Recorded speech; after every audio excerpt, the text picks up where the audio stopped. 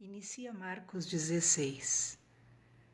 No capítulo anterior, nós vimos que as únicas pessoas que ficaram ao lado de Jesus até o fim foi Maria Madalena, Maria, mãe de Tiago, que já não é mais chamada mãe de Jesus, porque agora, depois que Jesus fora morto, nós vamos entender o porquê Marcos já demonstra isso, que agora Jesus, quando ressuscita, ressuscita como Deus.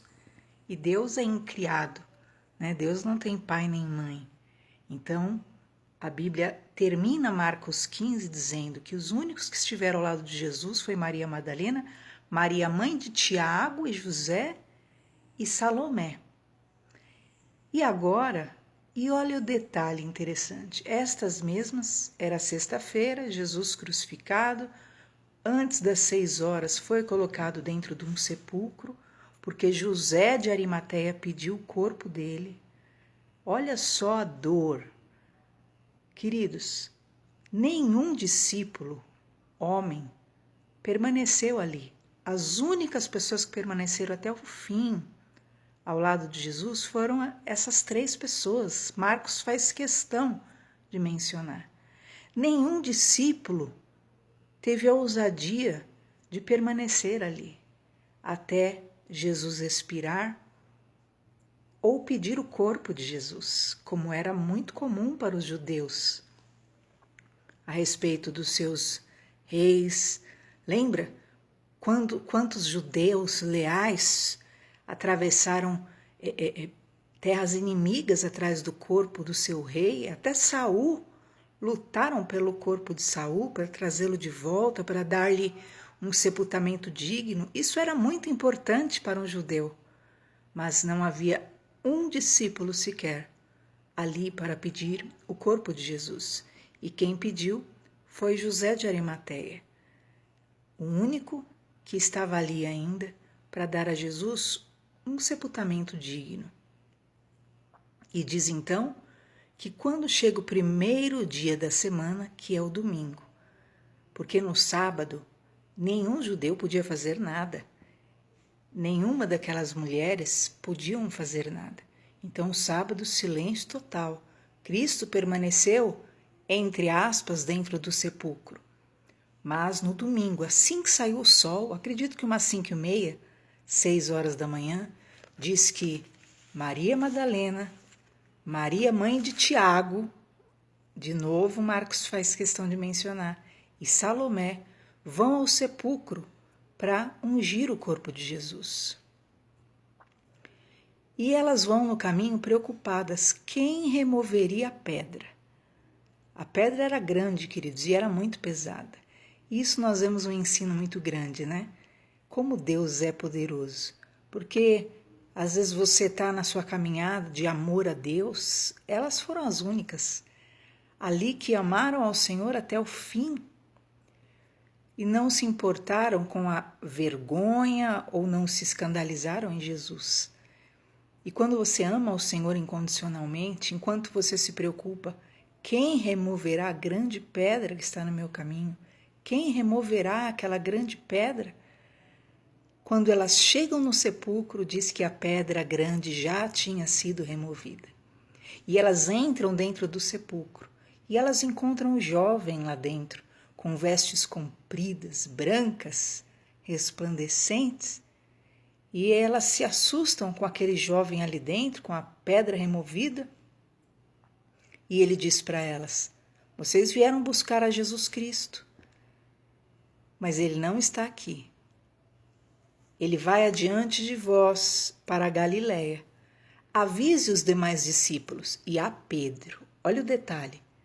Pedro, lembra que terminou o capítulo 13 chorando, envergonhado?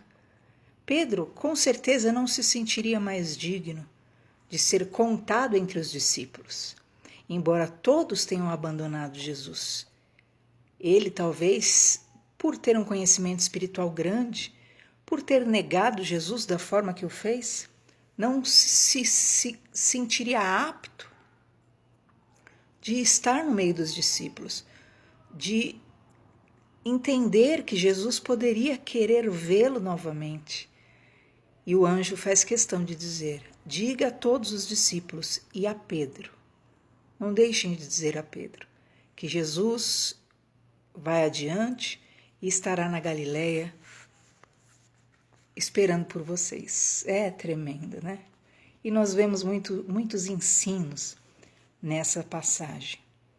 E diz então que assim que Jesus, quando elas saem do sepulcro, elas ficam alvoroçadas e saem correndo, né? Maria, mãe de Tiago, Salomé, saem correndo, e diz que a primeira pessoa que vê Jesus é Maria Madalena, né? Aqui em Marcos não conta como foi, mas em João especifica direitinho como foi, porque ela começa a chorar para os anjos aonde colocaram o corpo dele.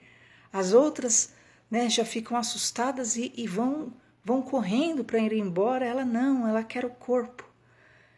É emocionante, né? Ela fala, onde que está o corpo do meu Jesus? Onde está?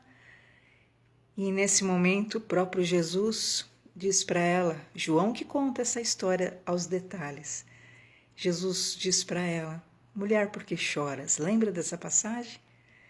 E realmente Maria Madalena foi a primeira a ver Jesus depois de ressuscitado. Depois, só quando nós chegarmos em João, a gente conta direitinho esse encontro maravilhoso dos dois. Marcos não quis mencionar esses detalhes. E diz então a palavra do Senhor que partindo elas foram para onde os discípulos estavam escondidos.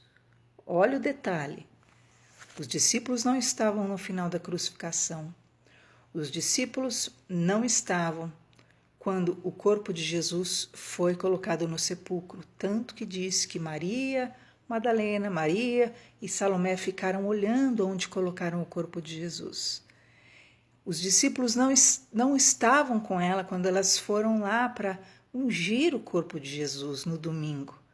Tanto que elas estavam preocupadas como removeriam a pedra. E esse é um ensino maravilhoso que vale a pena nós ratificarmos. Às vezes você, mulher, se sente limitada, enfraquecida, porque não tem um apoio, porque não tem uma mão forte, humana. Mas quando você tem fé em Deus, quando você tem uma fé pura, genuína, um amor verdadeiro, Deus sempre mandará anjos à sua frente para remover quaisquer obstáculos que te afastem do teu amor, do teu milagre, do que você ama, do teu bem amado. Elas amavam a Jesus, elas amavam grandemente a Jesus e o Senhor honrou a fé daquelas mulheres.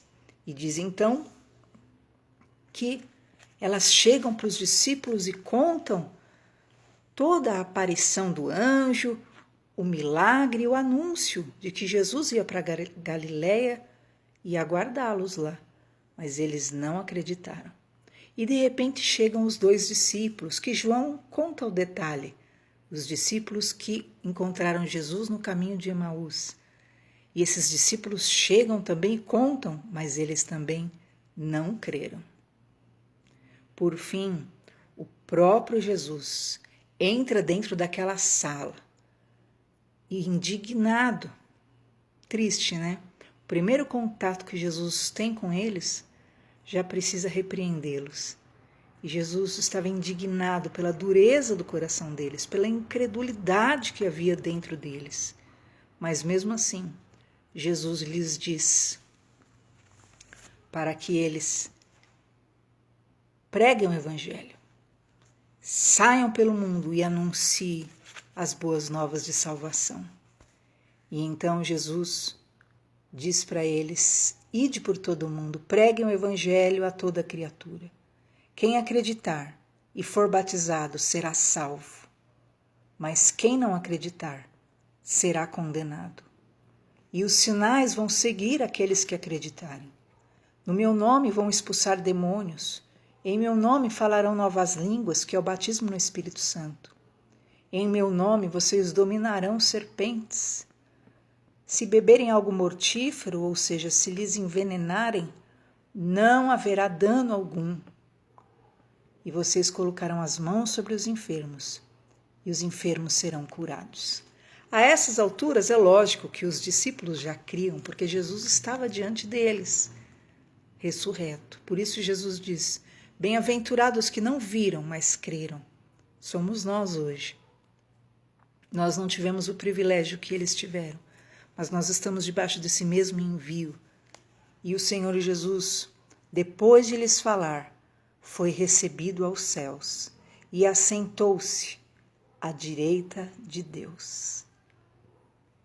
E eles, depois de receber esse envio, diz então Marcos, encerrando o capítulo, diz que eles pregaram por todas as partes e o Espírito Santo cooperava com as ações deles e confirmava com sinais que os seguiam. Amém. Glória a Deus. Deus abençoe e nós encerramos o livro de Marcos.